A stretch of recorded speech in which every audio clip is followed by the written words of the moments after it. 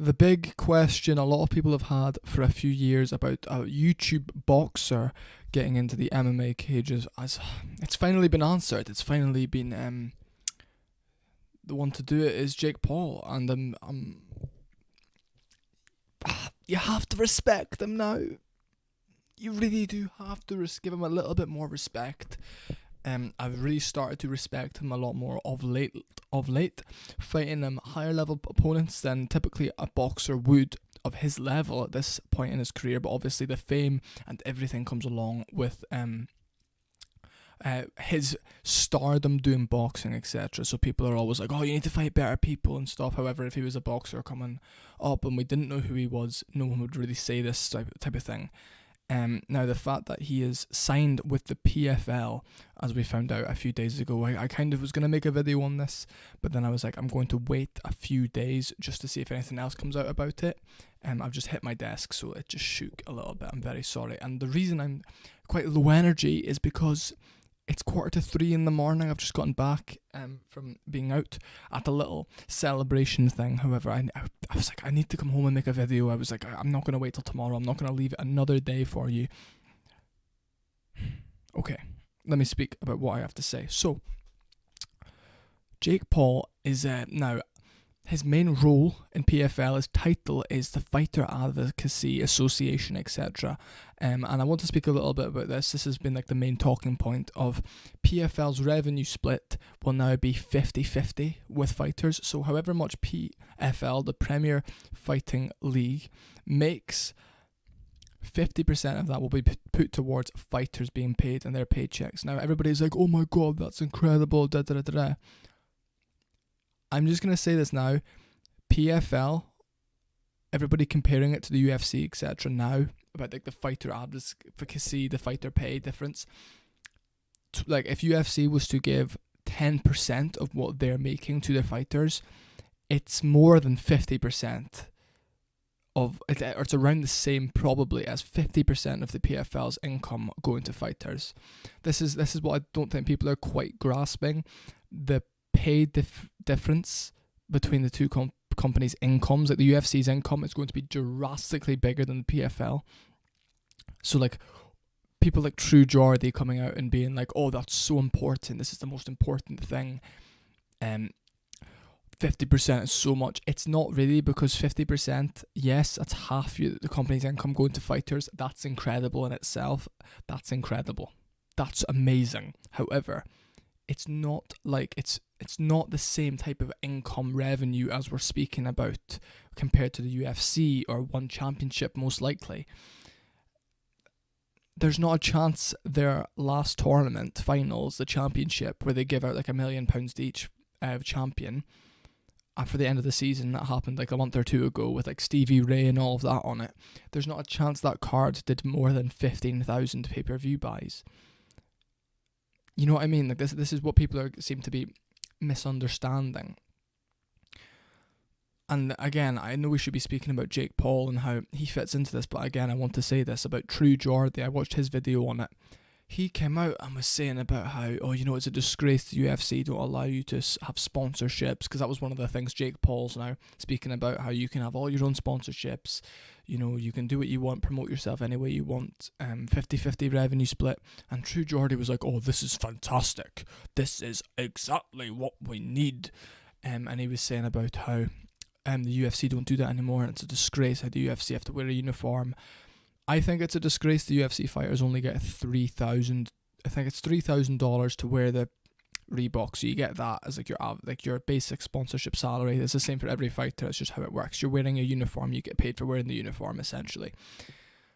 However, the platform the UFC gives you changes your life, and if you are not the type of personality to stand out in the UFC, to where the company recognizes you and your Instagram followers go up and your recognition goes up and your stardom goes up, then find another place to fight, or just do your thing in the UFC and don't complain. The platform the UFC gives you is absolutely night and day to the platform the PFL gives you. One championship is second best, I'd say, in the MMA scene right now for a platform, mainly because they have deals with Amazon Prime, this type of thing. But still, I'm not Asian. I'm not watching one championship every weekend. You know, like, it's massive in Thailand. It's massive in the Malaysia, Asia, out there in like Singapore. It's absolutely huge. But if you compare, let's for example, if Sean O'Malley went into PFL and started knocking people out, right, and he didn't go to the UFC, yeah, we'd probably know about him. But there's also a good chance we wouldn't know about him. Because if you flatline someone in the PFL, it's like, oh, good knockout, but it's in the PFL. Or like on the regional scene, whenever you're scrolling through your TikTok and you see someone flatline someone, it's like, oh, good knockout. However, if you see someone in the UFC uniform, in the UFC cage, on TikTok flatlining someone, you're like, fucking hell, I wonder what division he's in. Fucking hell, I wonder if he's going to fight someone ranked next, and we'll see how he can do against them. So True Geordie coming out and being like, oh yeah, it's actually a disgrace and this is going to put the UFC on their toes. The 50-50% fighter split is incredible for fighter pay if the company's income is drastic. PFL's income isn't drastic, so you can have this stat, oh, you know, we give fighters 50% of the money, but the pay isn't, it's night and day to the UFC, and I know I keep saying this, but I'm just being a UFC fanboy. That's yeah, the sponsorships on your shorts is the biggest thing here for fighters, and that on top of the 50-50 split, if a card blows up and there's 100,000 pay-per-view buys, $50 a pay-per-view, that's very good. Overall, it's great. However, we're here to talk about Jake Paul, and I truly think this is a fantastic move by him. I think this is absolutely incredible. Fair play to him, respect to him. He's not a pussy. I think he's about that life now a little bit. And if he fights Nate Diaz, hear me out, this is a really unpopular opinion. It's easier for Jake Paul to beat Nate Diaz in boxing and MMA than it is for Nate Diaz to beat Jake Paul in boxing and MMA. I think Jake Paul would win both, and that is a terrible.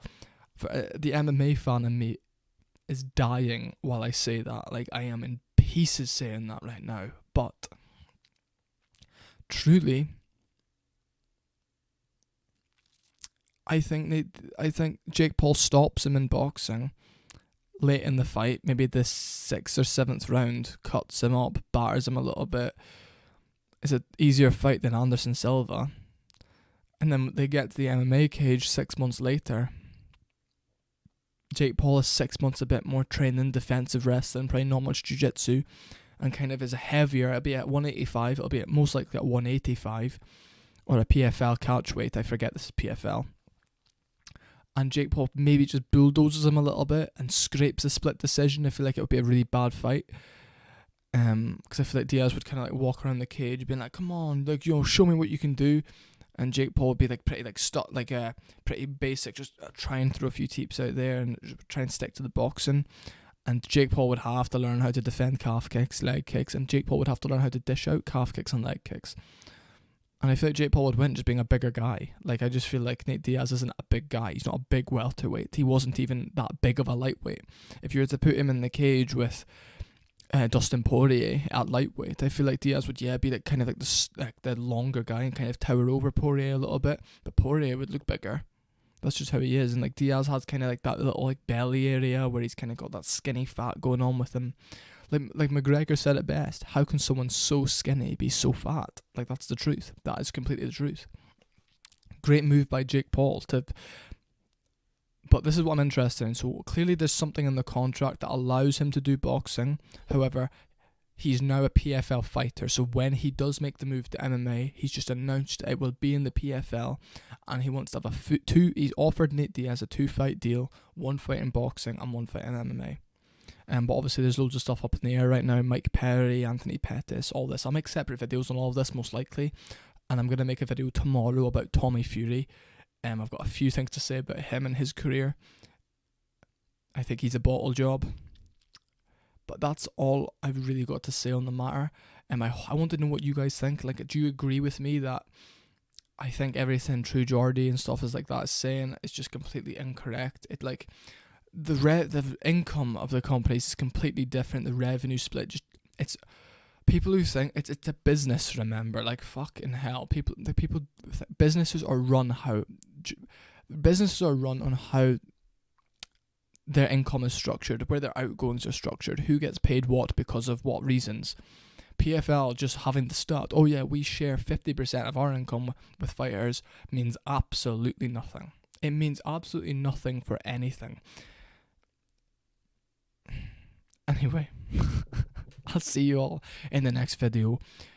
Well done for Jake Paul for being serious about fighter advocacy. I really do respect him, because clearly he's made a full he's part of this scene now, and we've got to embrace it. There's no point in being angry about it. He's here now, and he's infiltrated boxing, and he's infiltrating MMA, and all we can really do is take it for what it is, which is entertainment value. Okay, subscribe, comment.